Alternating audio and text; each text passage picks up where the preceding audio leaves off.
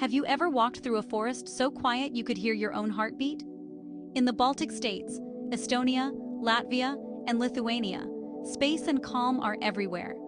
The cities are beautiful, but rarely crowded. Endless forests and shimmering lakes stretch for miles. Estonia's bogs, Latvia's white sand coast, and Lithuania's hills feel untouched by time. Even in the capitals, you can find moments of perfect solitude. The quietness here is a legacy of survival, loss, and resilience. In the Baltics, quietness is both a legacy and a promise. Let's discover why.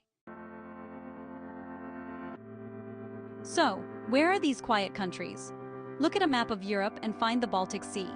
On its eastern shore, you'll see Estonia, Latvia, and Lithuania, three small nations nestled together. From north to south, Estonia, Latvia, Lithuania. They bridge the Nordics and Eastern Europe. Neighbors include Russia, Poland, and Belarus. Estonia, the northernmost, sits just across from Finland. Its language is related to Finnish, and it's a digital powerhouse. With over 2,000 islands and only about 1.3 million people, Estonia is one of the EU's least densely populated countries. Latvia, in the middle, has Riga, the largest Baltic city, famous for Art Nouveau architecture and Hanseatic history. Half of Latvia is covered in dense forests, and its population is around 1.8 million. Lithuania, the southernmost and largest, once ruled a vast medieval empire. Today, it has about 2.7 million people. Vilnius, its capital, boasts a stunning Baroque old town and vibrant culture. Lithuania has only a small coastline, but its interior is full of lakes and green hills. Though often grouped together, each Baltic state has its own language, culture, and story. Their location made them a crossroads for trade and for conflict. Their small size and low population are key to their unique character. The Baltics are easy to overlook, but impossible to forget. Now let's see how history shaped them. The Baltic story is one of survival against the odds. For centuries, these lands were ruled by outsiders: Germans, Poles, Swedes, Russians, all vying for control. The local people were often peasants under foreign lords, enduring wars and occupations that devastated their communities. Each new ruler brought new laws, languages, and hardships. The Teutonic Knights, Polish-Lithuanian Commonwealth, and Swedish Empire all left their mark. Wars, famines, and forced migrations emptied villages and scarred the land. Emigration became a way of life, as people fled conflict or sought better futures elsewhere. Even in peace, most were serfs with few rights. Only in the 19th century did national identity begin to grow. People dreamed of self-rule, but new storms were coming. The population suffered from centuries of conflict, loss, and forced movement. The emptiness of the Baltics is rooted in this long struggle. The 20th century would bring even greater challenges. The next chapter is the darkest yet. The 20th century was brutal for the Baltics.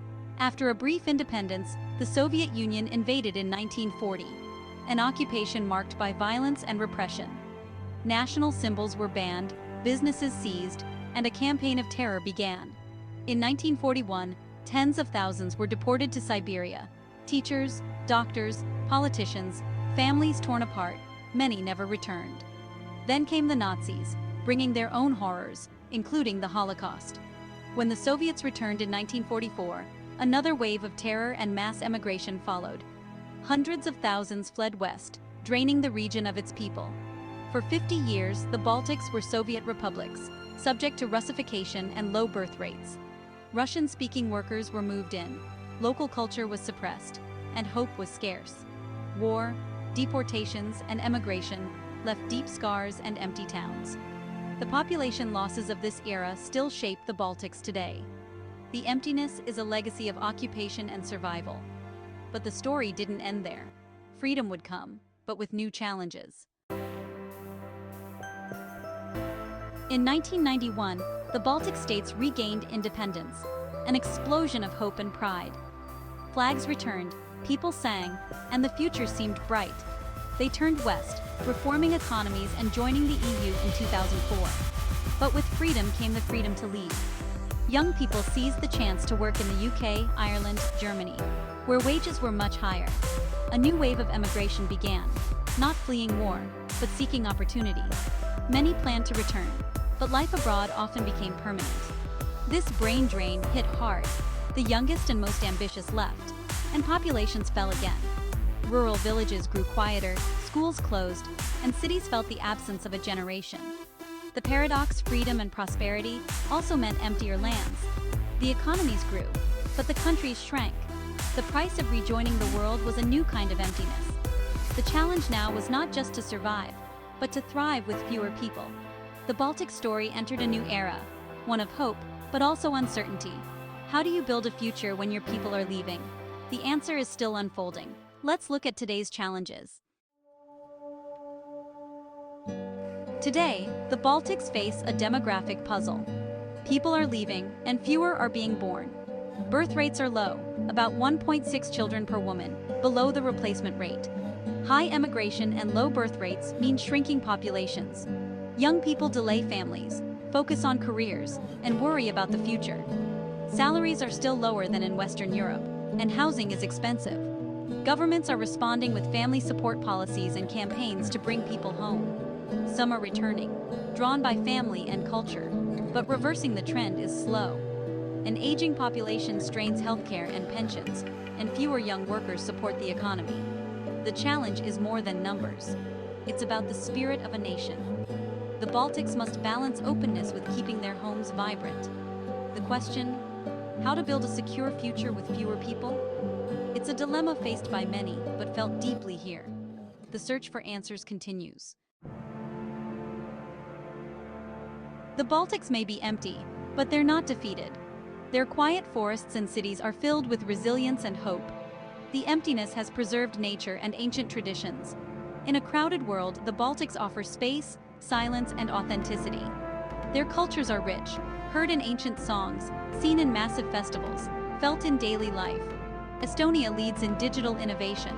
All three are modern, creative democracies. New opportunities are attracting people from around the world.